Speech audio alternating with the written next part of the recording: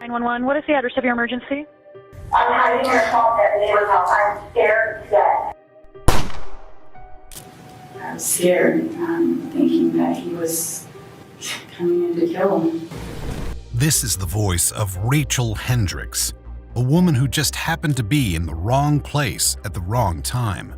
Rachel was one of 3 friends invited to Amanda Colley's upmarket house in a quiet suburb on an ordinary Thursday morning in August 2015. They were there to comfort Amanda about the breakdown of her marriage.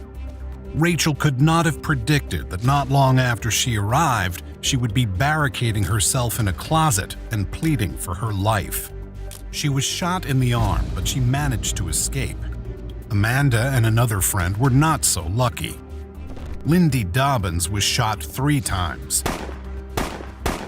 Amanda herself was shot 9 times.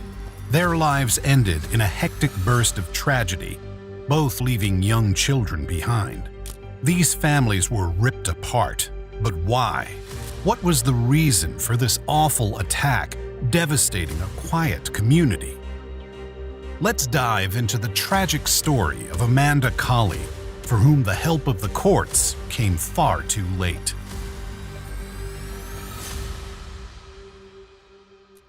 Amanda was living in her old family house in Mirabella, St. Augustine, Florida. This was a pleasant, upscale community, chosen by her and her husband James Colley Jr. as an idyllic location to raise their children.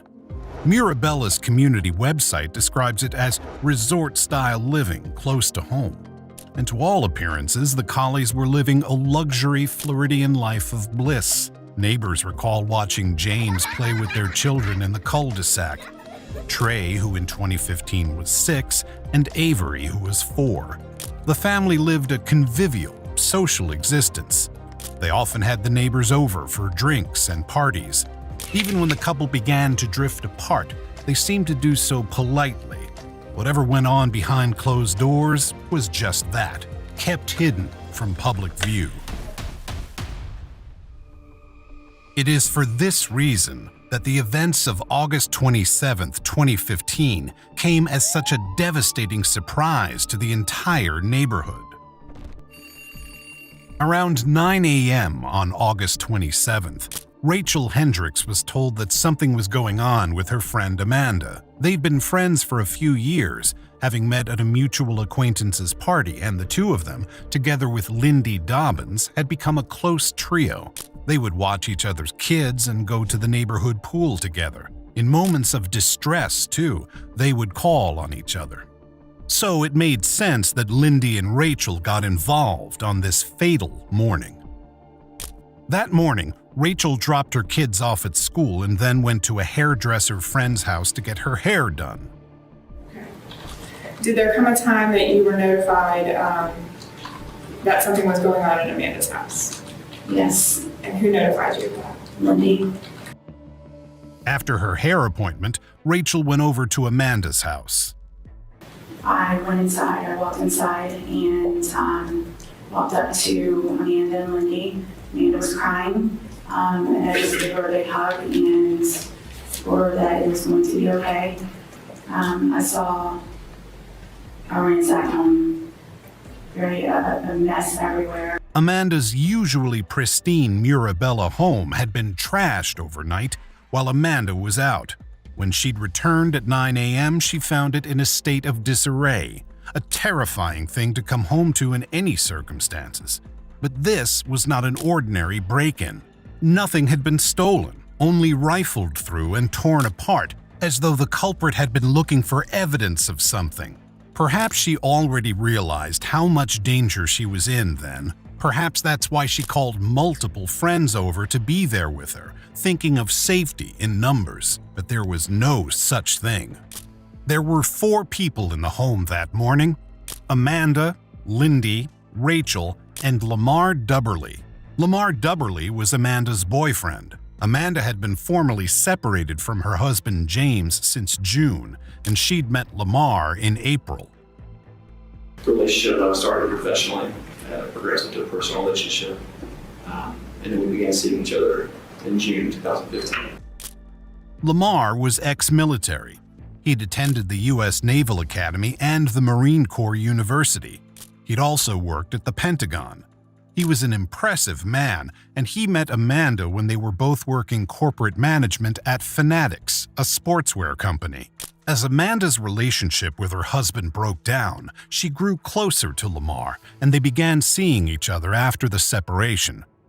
As a result, it was Lamar she called on that fateful Thursday morning when she found her house ransacked and her belongings rifled through. Lamar, Lindy, and Rachel were all there to comfort Amanda and make her feel safer in her own home again.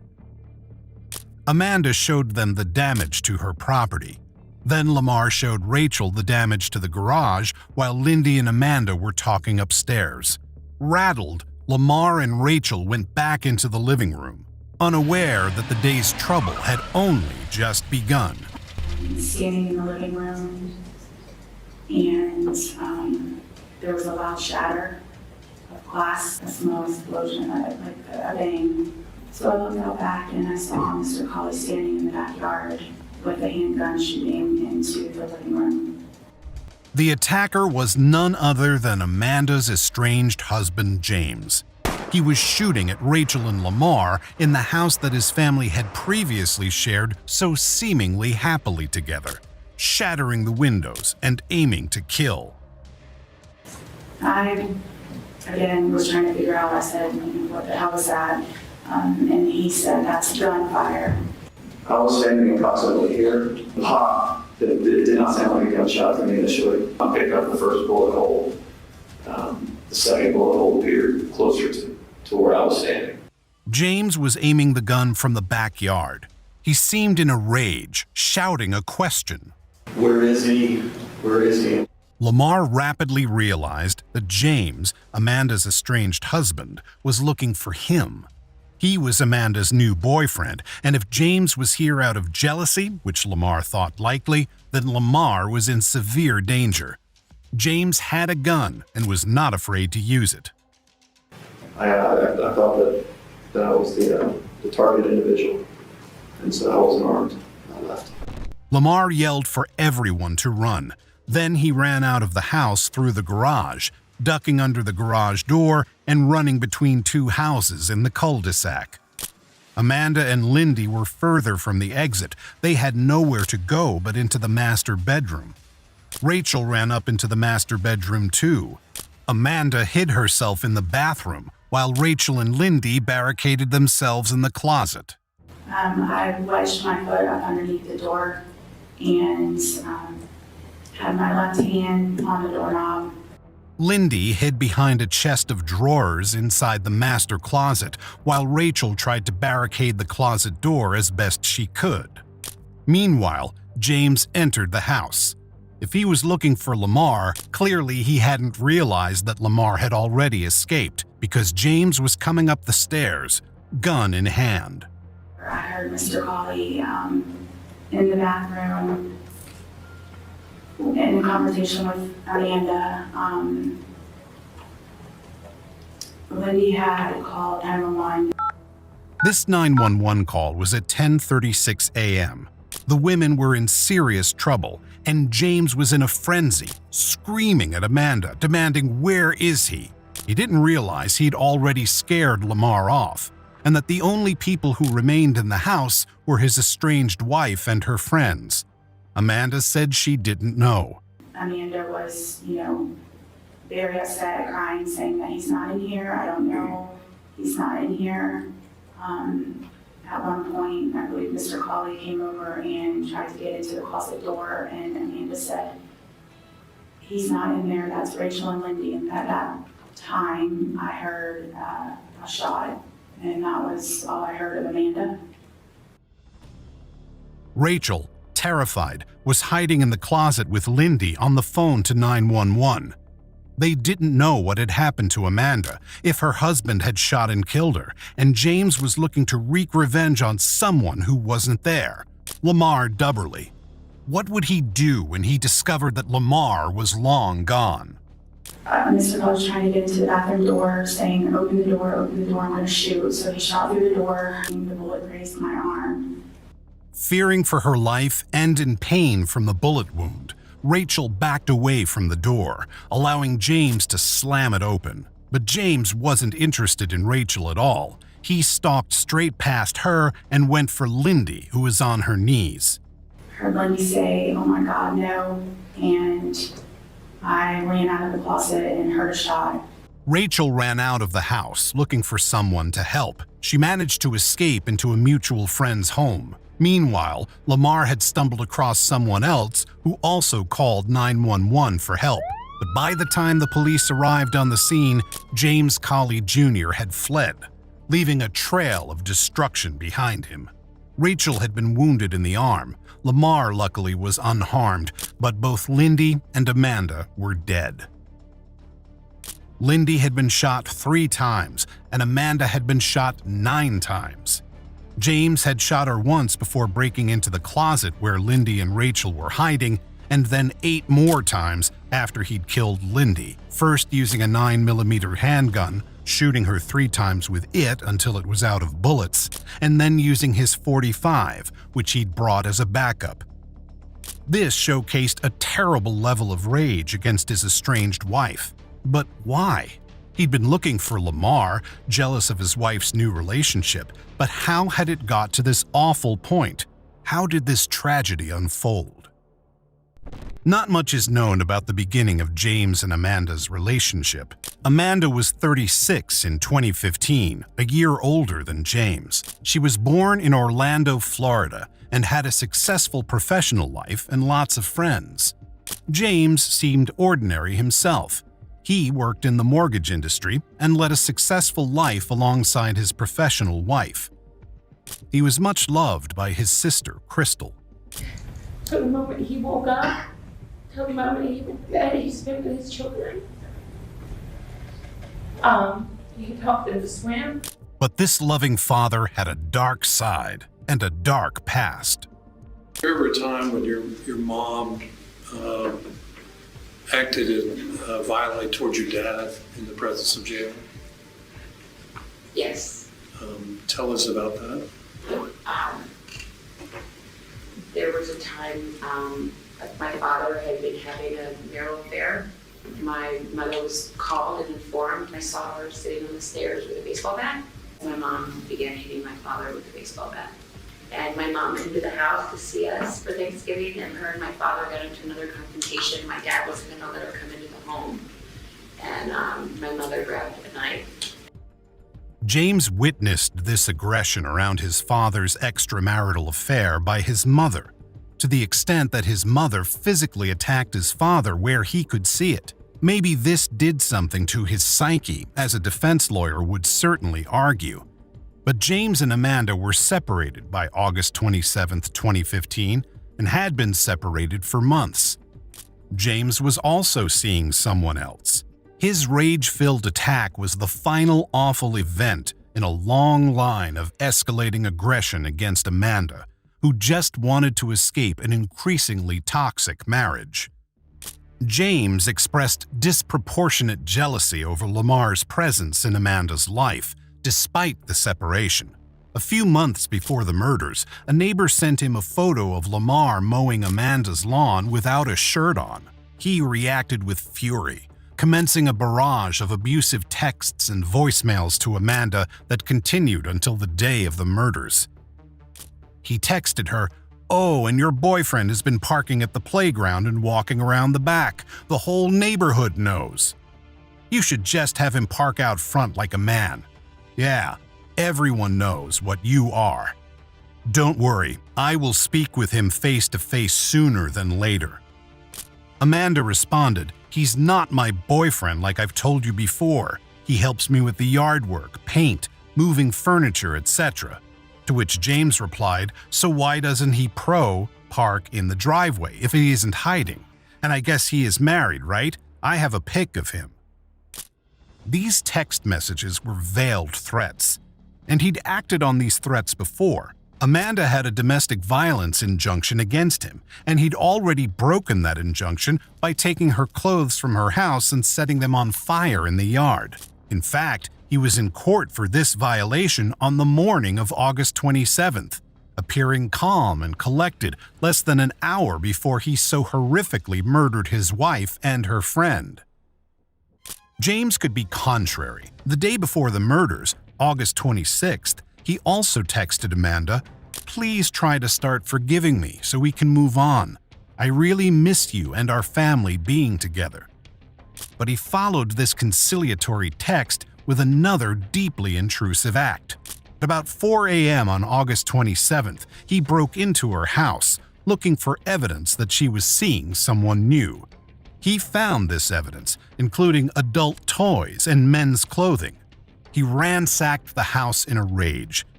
This was what Amanda would come home to at 9 a.m. This was why she would call Rachel and Lindy, fatally, to join her. That same day, after vandalizing her belongings, he texted her, "You're an awesome person. Don't take me from my kids. It's all I have. Call me, or I am going to come find you." This was one of the last communications he would have with her before killing her. His threat came true, though she did call him and argued with him on the phone at 9:41 a.m., about 10 minutes after he left the courthouse. This didn't stop him from coming to find her anyway. From the courthouse, he drove to a gas station, then to his sister's house where he'd been staying. He then drove back to the same gas station to buy gas before heading straight to Amanda's house. Somewhere on the way, he must have picked up guns and ammunition, because by the time he arrived at Amanda's, he was fully armed with 2 handguns, a 9mm and a .45. On the way, James called his father. His father was outside when he took the call, and a nearby dog walker overheard it. She testified she heard James's father pleading, "Please, please, son, come back and get your truck. Everybody knows what you've been through." And the person on the other end of the call replied, "I just can't take this anymore." This is when he arrived at Amanda's house. He parked on an adjacent street and approached the house from the rear, but he discarded all caution in shooting straight at Rachel and Lamar in the living room. He was a man on a terrible mission, and he wouldn't stop until 2 people were dead. When he'd killed Lindy and Amanda, James fled. But with 2 witnesses, Rachel and Lamar unharmed and Rachel mildly injured, the police knew to search for him immediately. A manhunt commenced, and he was found in Norton, Virginia that same night when another driver called 911. She said she'd been nearly run off the road by a man driving recklessly. She said, "He has been stopped in the middle of the road. I had to stop. He was on me. I couldn't even. My kids are scared. Yeah, my mom had to sit in the back of my car to keep my kids calm. They're scared, and I have a newborn that's just 4 pounds."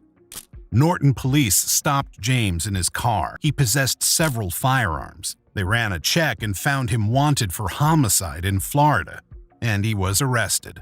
He was charged with the first-degree murder of Amanda Colley, the first-degree murder of Lindy Dobbins, the attempted first-degree murder of Rachel Hendricks, the attempted first-degree murder of Lamar Dubberly, burglary with an assault or battery, burglary of a dwelling, and aggravated stalking after an injunction.